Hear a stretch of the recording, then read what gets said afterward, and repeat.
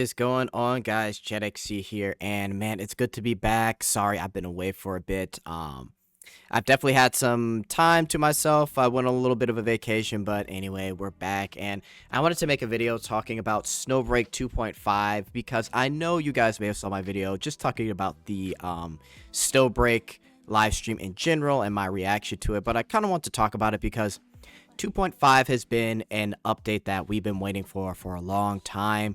We're finally getting a lot of quality of life, everything from logistics to having a fully voiced story, and more in-depth story as well too with Snowbreak.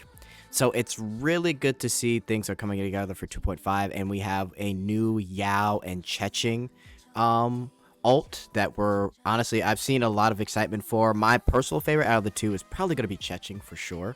But Yao does look good, especially in her wedding outfit, right? So let me know what you guys have thought about this entire thing in general. I'm really excited for it. I think they've been doing a pretty good job. We've got some interactive live 2Ds coming back. I believe we should have Yao's coming. Let me know which one is coming later after the next patch. I think it was Yao that's coming the next patch, but we will be getting Jetxc when the patch is out. So also too, when it comes to the weapons that they're using, I do like the whole arrow for Jetxc. I think it's pretty cool. Yao and her ultimate ability, it seems pretty interesting, so I think the kits are going to be something. I really don't want to talk about kits until we at least get some actual you know, what it does and then the numbers and things like that. But just from what we see in the trailer video, it definitely does look very fun for both of them at least, so that's always good. Also too, the default designs, I think they're good. And now I know if you guys remember in the live stream, there were some differing opinions. I will say they're at least decent, right? They're good. I don't see any problem with them. I do like the wedding outfits, however. I think they did a really good job with those, and also a few upcoming skins that we'll get to see too. So yeah, I think it's going to be a very exciting update. Honestly, the community has been through a lot throughout 2024, so it's good that we're finally getting 2.5 to kind of really bring in a lot with Snowbreak here. And even too, the things that they've been working on, they've got like a little Nikkei / Girls Frontline 2 mode that they're working on.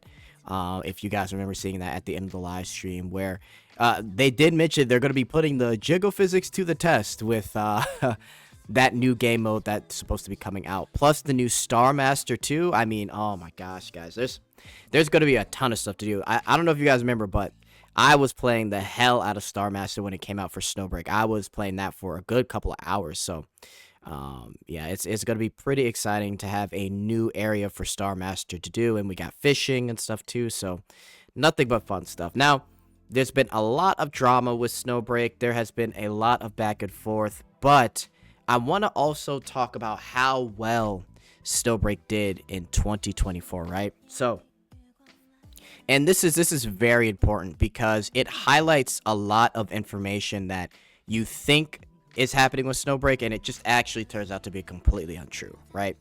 Now, obviously, there was a bit of a hit when the whole censorship thing came out, but it really didn't matter in the grand scheme of things because the player base has been very solid and committed to Snowbreak.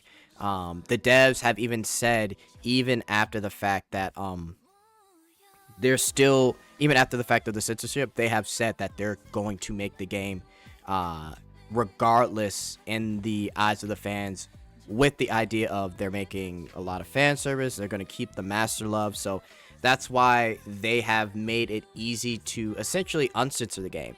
Now, and I know a lot of people in the past have kind of, you know, they've had their issues with uncensoring the game, but it really does take just like 20-30 seconds. So I want to highlight something from the CSUN president, CEO, Gao Weiwei, Uguo Weiwei. So he recently did like a presentation. I saw this from Snowbreak Love on X, and we've got like machine translations here. And what he says is pretty interesting for Snowbreak. So he said, when it comes to Snowbreak, at the beginning of the year, I had a lot of confidence in them. I thought on their original platform, adding a 100% year-end bonus should be able to motivate them. But to my surprise, after my involvement, their revenue exploded by more than 10 times.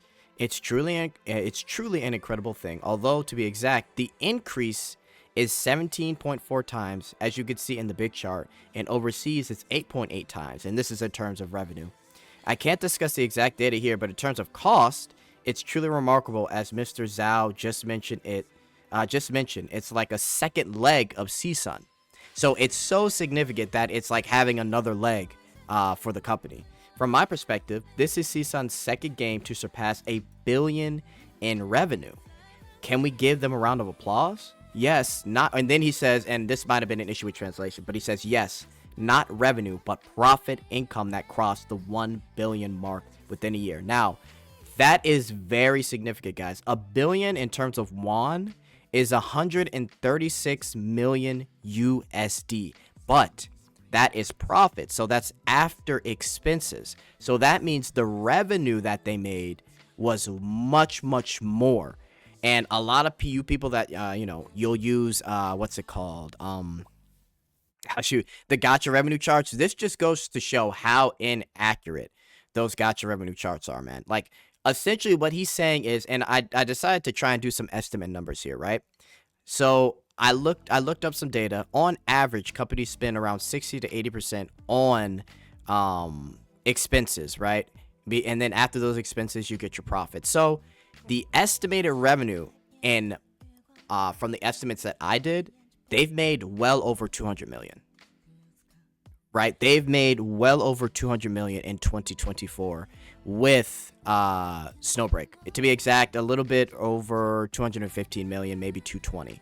Insane, right? And again, these are just estimates, but again, for them to make profit of 136 million is crazy, right? So they've made crazy money in 1 year. That means on average, Snowbreak made probably around $20 million a month, right? So within a quarter, they've made on average like $60 million.